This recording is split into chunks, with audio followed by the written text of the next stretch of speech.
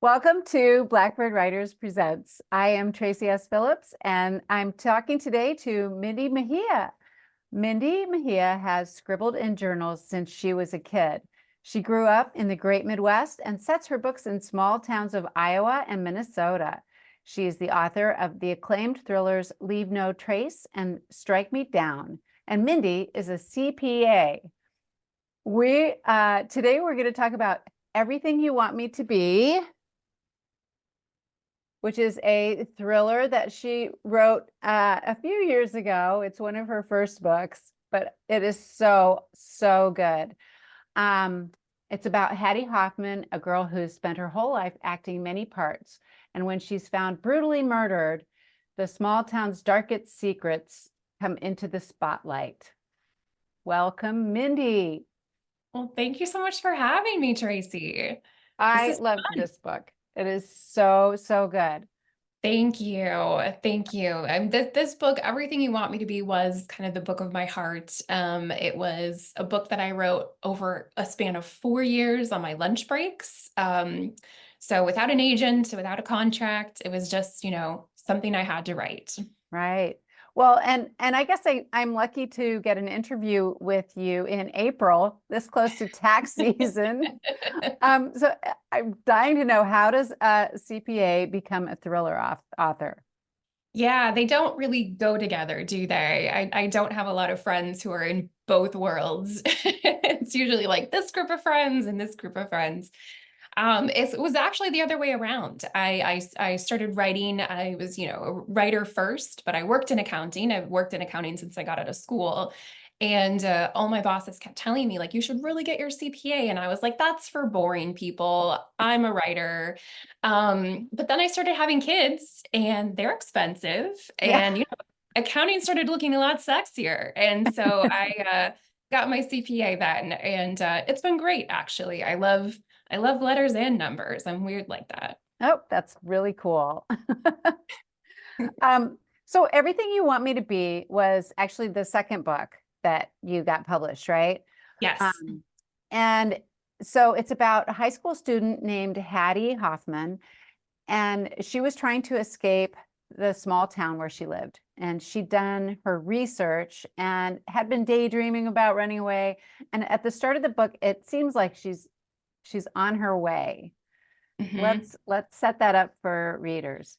Yes, yes. And apologies if I stumble or don't get all the details right. But this, I did write this book over 10 years ago. So I'm, trying to get my head back into that world. But we do meet Hattie in the prologue in a spot that I often fantasized about when I was a teenager and a young adult. She is at the airport looking at the departures board, just finding a place to go. She just wants to escape, that dream of just going anywhere and starting over and reinventing herself. So that's where we first meet her. She's from a very small town in Minnesota, and she's always dreamed of a bigger life. So she's trying to escape. But in chapter one, after that prologue, we actually, this is not a spoiler, it's chapter one. We are in a murder scene, and Hattie is found stabbed to death in an abandoned barn on the night after she was starring in her high school play. So the book it unfolds in a couple of timelines. So Yeah. we see the investigation into her death, but we also see the months leading up to that night and what led her there. Yeah, and I loved the dual timelines, because we get to be in Hattie's head a little bit. And also we get to explore her world and what happened up to that moment. And then we're also in the point of view of Sheriff Dell Goodman, who we get to go along for the ride with his investigation of the case. So Mhm. tell readers a little bit about Dell. Yeah, Dell is, he's a small town sheriff. He is a veteran. He was a Vietnam veteran and had a lot of trouble kind of assimilating, to life after the war. And one of the people that really did help him was Bud Hoffman, who is Hattie's father. So Del and Bud are fishing buddies. They're, old friends. And so when Hattie is the one who is murdered, Del is very personally invested in this case and solving this case, not only to, for Hattie's sake, but also for the sake of one of his oldest friends who is devastated, obviously. So he has an incredibly personal stake in this and is trying to solve this as fast as possible.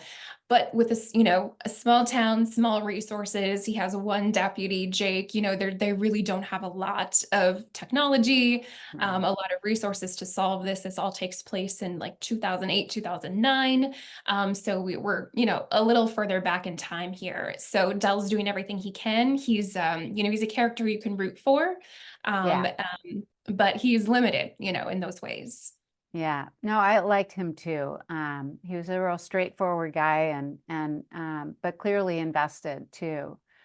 And all the kids in Hattie's life at the high school think that her death has something to do with the curse of Macbeth, which I'd never heard of that before. I mean, I'm not a big theater person either, but so Right. yeah, what is this curse of Macbeth?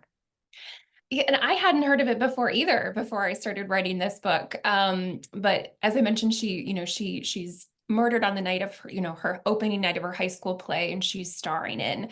And so when I started the book, I didn't know what play she was starring in. I knew it was going to be a drama, obviously, and I wanted Shakespeare, but I'm more of a comedy person when it comes to Shakespeare. Give me a Midsummer Night's Dream any day over Hamlet.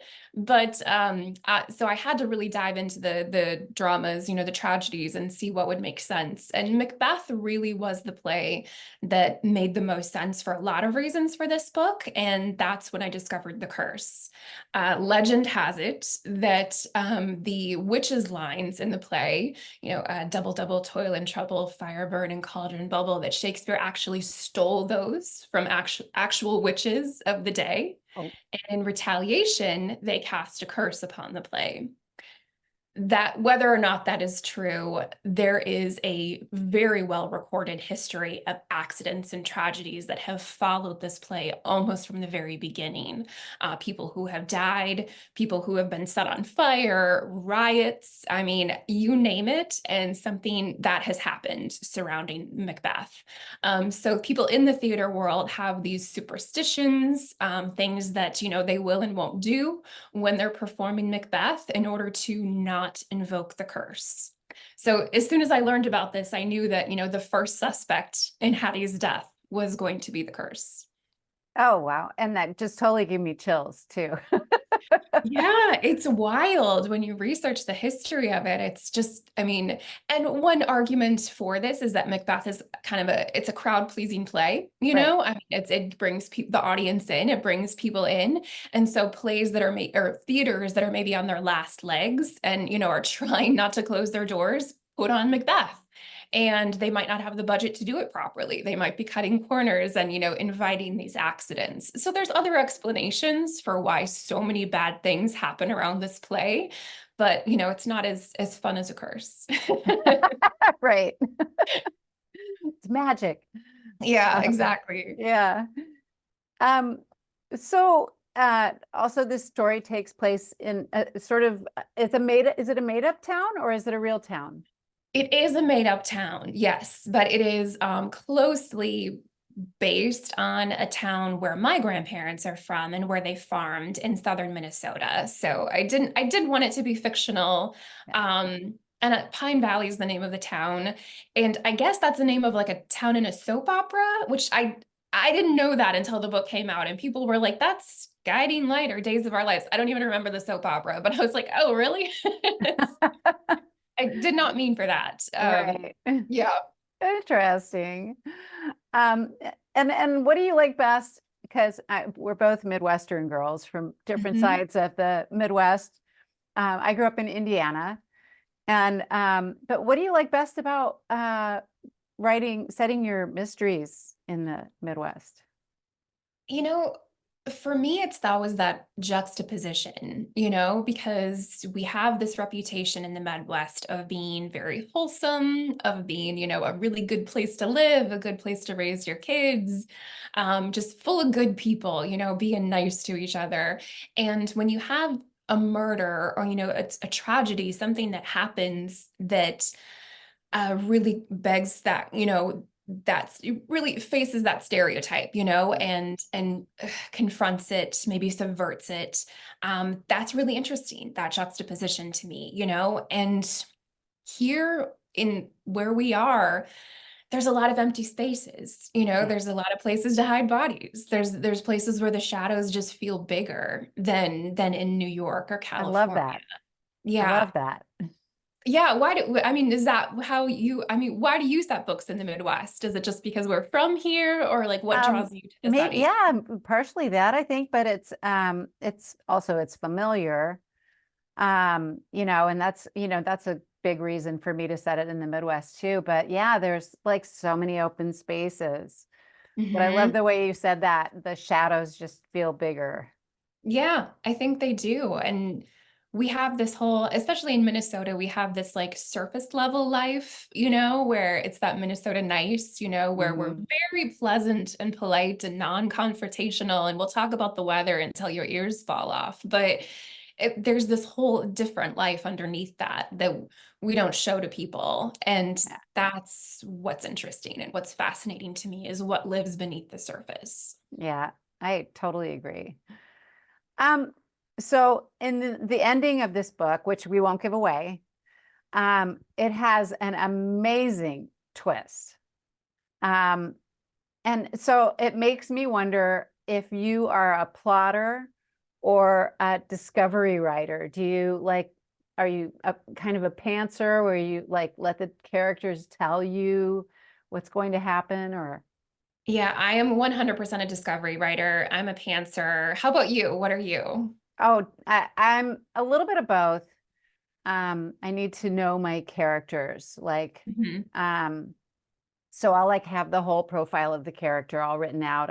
Maybe have pictures that I've cut out and I know this person like my best friend. Yeah. And I know what's going to happen with them. But Hmm. I can't just start writing without like that bit of information. I need to know who they are.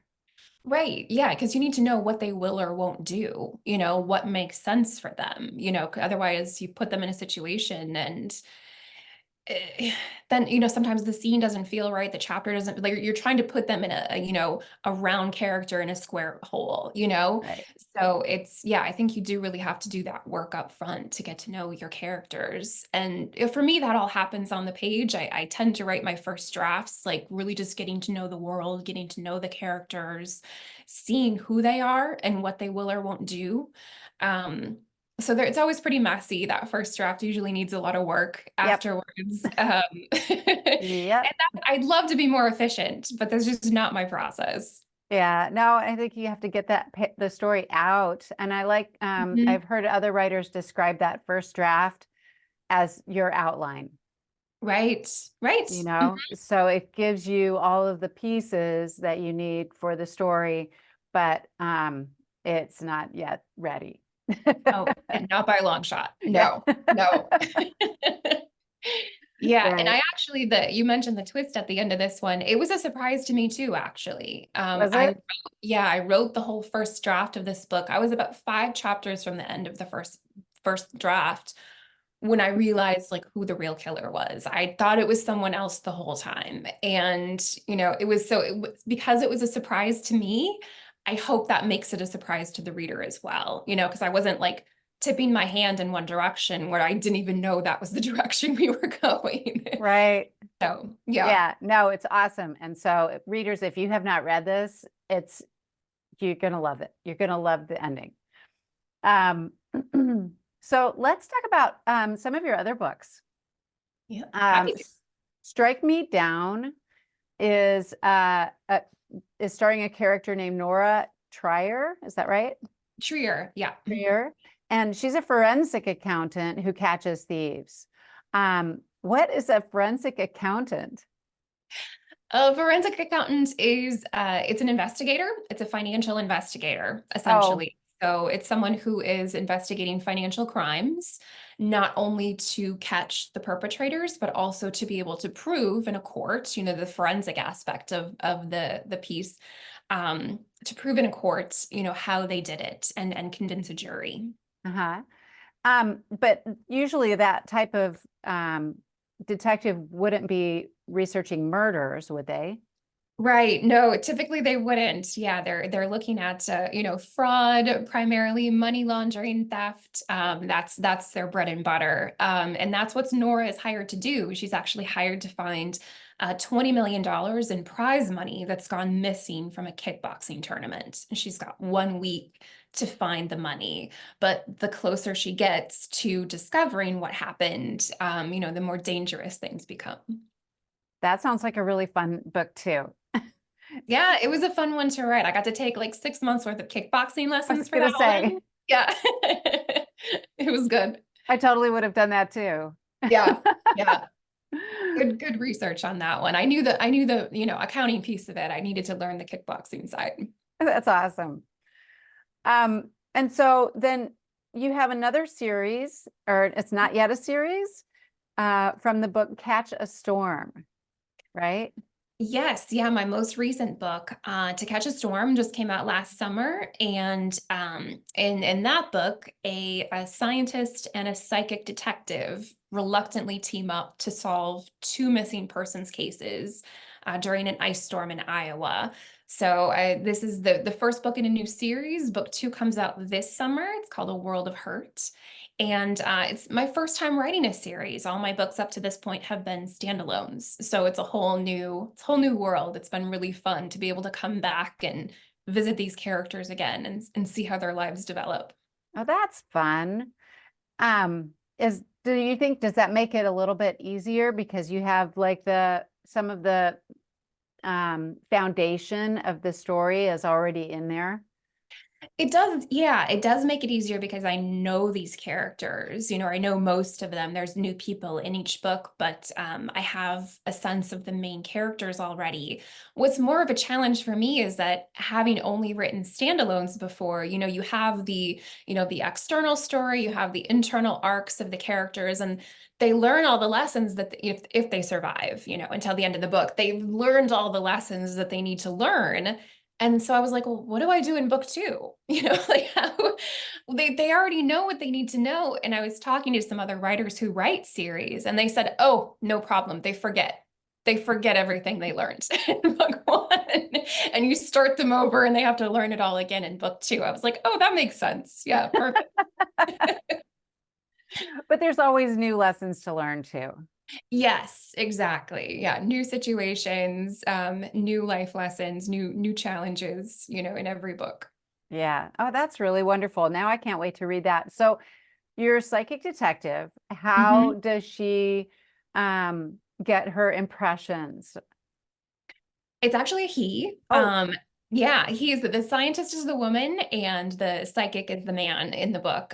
So Eve is my rational, evidence-based sleuth, and Jonah is my, intuitive investigator. He didn't know he was a psychic until he went to college, and his college roommate, his freshman roommate, is an insomniac who listens to Jonah talk in his sleep, and he's talking about these people who are lost, and so the two of them sort of team up, and Max is the roommate. He becomes a cop later, and Jonah, so he dreams about people who are lost and then wakes to find them. He also can get impressions of people if he's close to them. Being in crowds is very difficult for him because he can sense the emotions and sometimes the thoughts of the people around him. mhm. So he's really at the fringes of society. It's difficult for him to really conduct an investigation, the way anyone else would, just because he's always bombarded by what's happening, inside people's heads around him. Wow, interesting. That and now that's on my reading list too. Excellent, excellent. Yeah, Yeah, yeah. it's a fun group of characters. Even Jonah. obviously two opposites, but they have to find common ground to solve these cases together. And Max, is our reliable, investigator, our cop in the mix. Wow, cool. Um, so I'm always interested in writers' other lives, and we already know that you're a CPA. Mhm. So besides accounting, what do you have, like a side gig, or what do you do in your free time? I don't have a lot of free time, but working two jobs keeps me pretty busy. Also the mom of two kids. Oh, So there's not a lot of room at the edges. I love reading. I love going, for walks, and running when more of jogging actually, but, I do like to get out and explore a little bit. And we're getting a puppy actually. That's coming in June. I think we get to pick him up. So we're just gearing up for puppy life right now. oh, that's exciting. I want a puppy so Mhm. bad. I know, like if I'm not on social media at all right now because I've just been in tax season for the last 2 months, but like it's just going to be pure puppy content, starting in June. Wonderful. Well, Yeah, everybody needs to follow you so they yeah. can see the puppiness. Get your puppy fix. Yeah. Yes. Yes. And so what was the most recent research rabbit hole that you got stuck in? Oh, that's a good question. I'm trying to think. I there is sort of a buried alive element in the book that I'm working on right now. And so it's kind of that primal fear, right? Yes. So I did go down a bit of a rabbit hole with cases and like true crime thing where that happened and people survived, trying to figure out the logistics of that and what that could look like. So gosh, our Google histories are wild, aren't they? Yeah, yeah, Yeah. yeah. And then so you have a new book coming out this summer, which is Mhm. going to be called A World of Hurt. A World of Hurt. Yes, yeah, and there are two side characters in To Catch a Storm that kind of take on the reins of the story in book two. So we're not following Eve and Jonah as closely. We see Eve and Jonah, we get to check in with them a little bit. But we have two different characters that are picking up the story, and this one actually takes place during the pandemic. So it's A World of Hurt felt like a very appropriate title for this one. Wow, I bet. Yeah. And that gets released in July, you said? August 6th is coming August out. 6th. Good to Mhm. know. And we'll give your links and all of that at the end. And so where can readers find you and locate your book for pre-order? Yes, yeah. So anywhere you pre-order books, it's up to for pre-order at Bookshop, Barnes and Noble, Amazon, wherever you go to pre-order your favorite local indie.